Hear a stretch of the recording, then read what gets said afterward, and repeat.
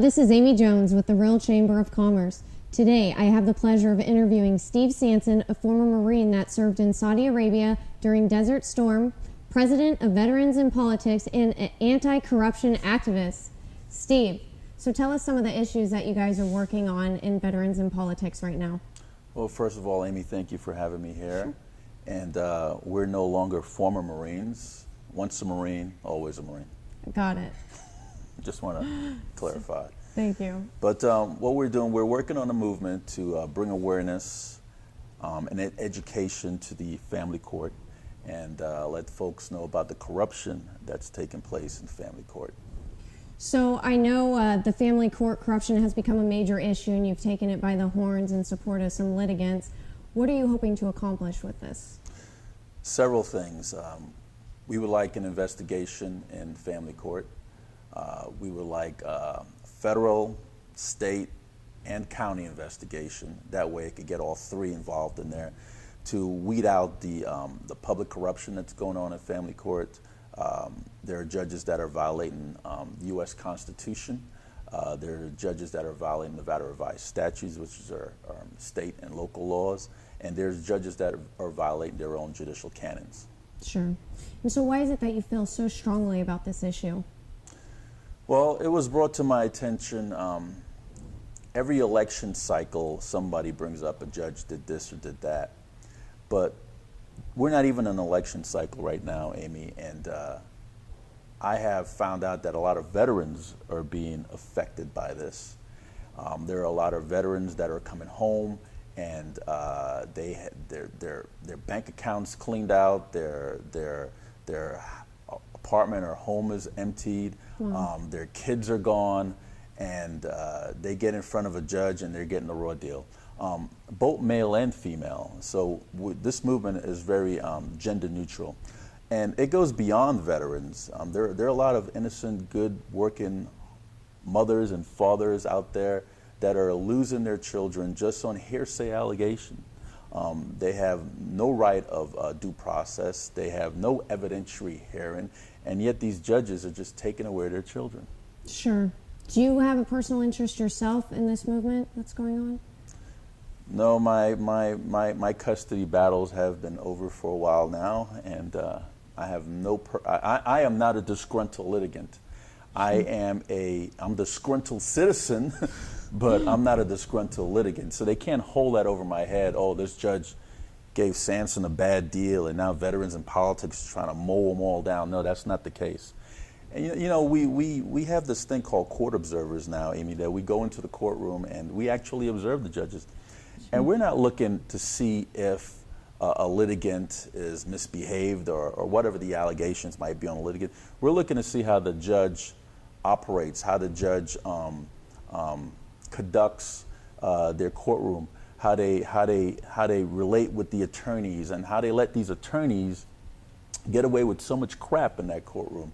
So that's what we look at. So it's not a win or a loss in our case, it's how the judges conduct themselves. Well, and actually, since you mentioned that, and correct me if I pronounce his name wrong, but is it Judge Harper or Harder? Harder. Harder. So I was reading some stuff on social media about that. What is going on with this guy? So the judges aren't even showing up to work? Is that the deal?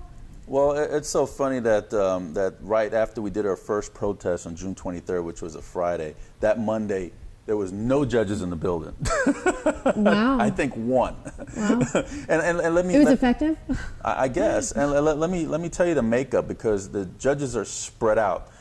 There are three judges. There are three family court judges at the Regional Justice Center.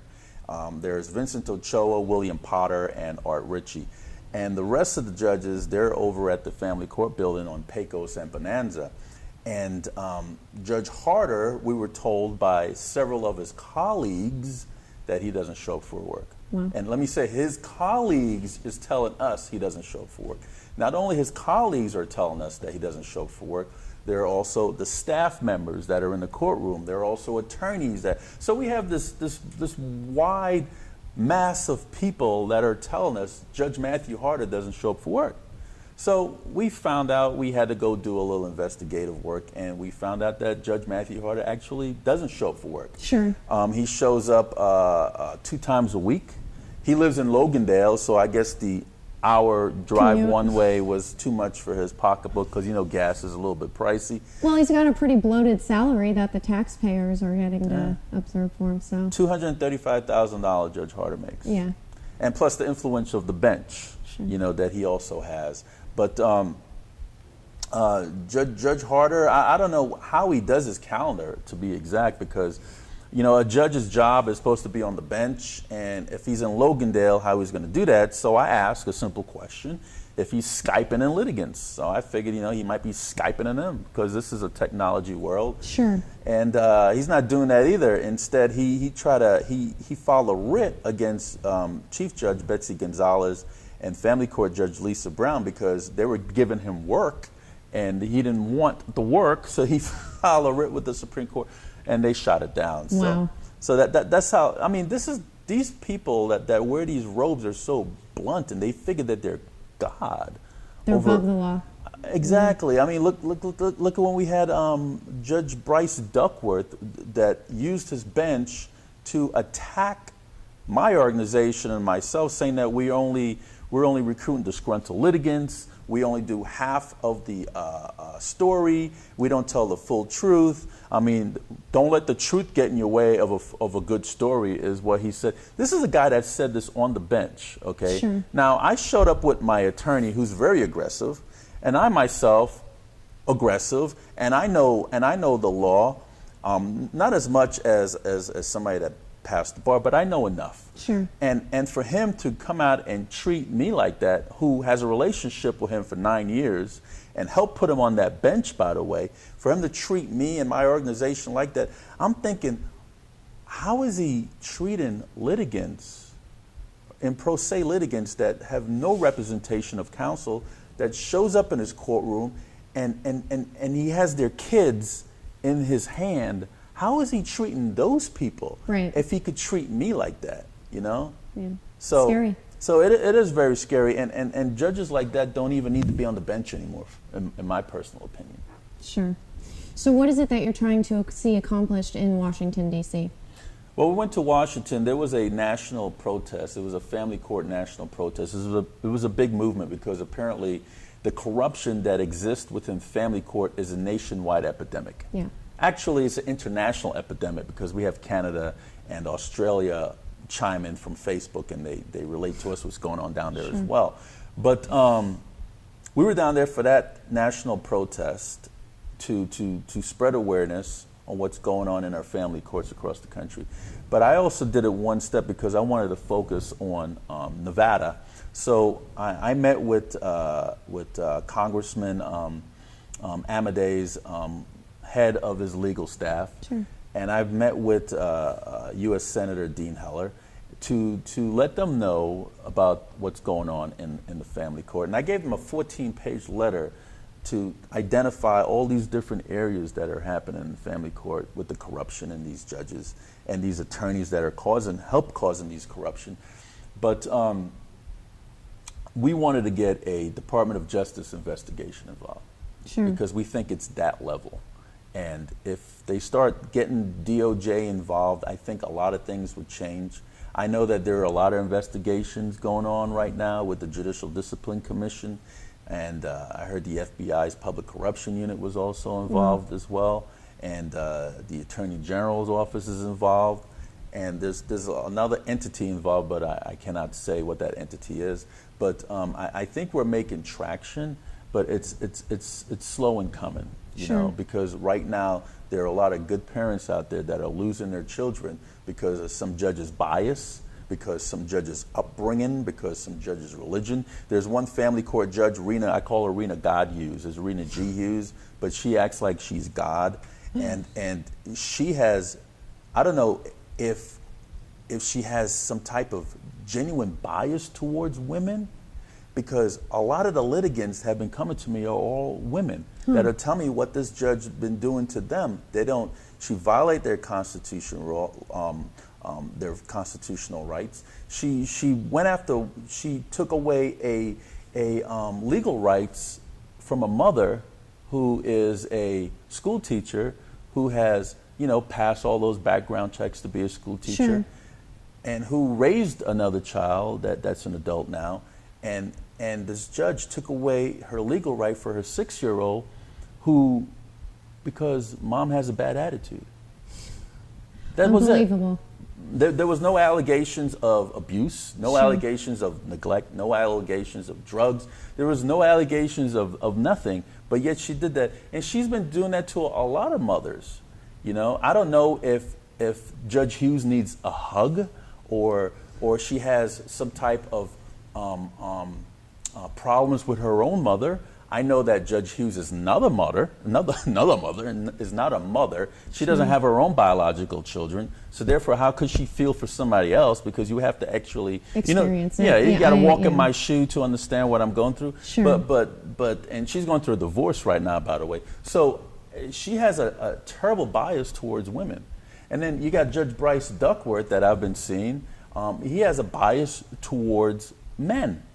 I don't know if it's religion, because, Judge Duckworth is from the Mormon faith, which I have nothing against the Mormon religion, but I'm thinking, because I'm going to his courtroom all the time, I'm thinking he's bringing that religion to the bench. Right. And therefore, a mother should be the nurturing one, should take care of the children, and the father should just pay the money. Sure. Because that's what I'm thinking. But he's been knocking out all kinds of male litigants that are trying to get custody of their children, or even trying to get 50-50 parental rights. One litigant, he had a male litigant, he had 8 years going through a custody battle. 8 years. Why should it take 8 years to go through a custody battle? Another male litigant, which is a major in the Army, he had him have an interlocked device on his car for alcohol, because mom says that dad has an alcohol problem. Wow. But there was no DUIs, there's no drug, there's no disorderly conduct. They just kind of interpret the law how they want to, and Absolutely. they make it work for what they want to do. Absolutely. They use their own discretion. Sure. We experience that as business owners too, with government entities. So yeah, I can understand that. I tell these judges, if you want to legislate from the bench, resign. Sure. And go be a state legislator. Run for a state senate, or run for state assembly, and do that. But don't legislate from the bench. Don't all of a sudden you make up your own laws, or you interpret it this way when it's not actually, that's not what it says. If it says go to the store, it doesn't mean stop and tie your shoe, then go to the store. It means go to the store. I'm just trying to make it more easy for people to understand. They're not interpreting the laws as it's written. Sure. So speaking of state legislators, are the Nevada politicians on board with this major internal issue that we have going right now? Well, a lot of them won't get back to me. And I think the major reason for that is because that we are ruffling a lot of feathers. Sure. The Review Journal did 2 hit pieces on me in 4 days. Now, who gets 2 hit pieces on them in 4 days by any mainstream newspaper? And I'm not an elected official. I'm not appointed. I work for nobody. But yet they hit me twice in 4 days. And then they made this Facebook page all about me. It has nothing to do with family court or corruption or anything like that. It has everything to do with me. And then they send out these text messages. And then they do this slander about, some of the slander is like outright defamation. Sure. And I sit back and I watch all this stuff. And then they got that old saying that says, if you can't kill the message, you go kill the messenger. Right. And I think back, if they're giving me all this attention, I mean, it took a lot of work to give me all that attention. Sure. Maybe some dollars are thrown in there as well. Like Oscar Goodman told me one time, if they don't talk about you, you don't matter. Yeah.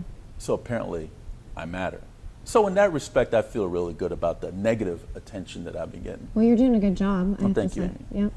So what laws do you want to see passed? Well, there's several. And you know what? And somebody asked me that one time, what laws do you want to see passed for family court? I said to them, first, why don't we get these judges to actually enforce the laws that are written before we could talk about some new ones? Sure. I mean, if they're violating your constitutional right, it's written. If they're violating state laws, it's written. If they're violating their own judicial canons, it's written. Sure. So why don't we just enforce the laws that are written? and then we could come and make some new ones. But one new one I'd like to see happen is in our Constitution, and it talks about a jury trial.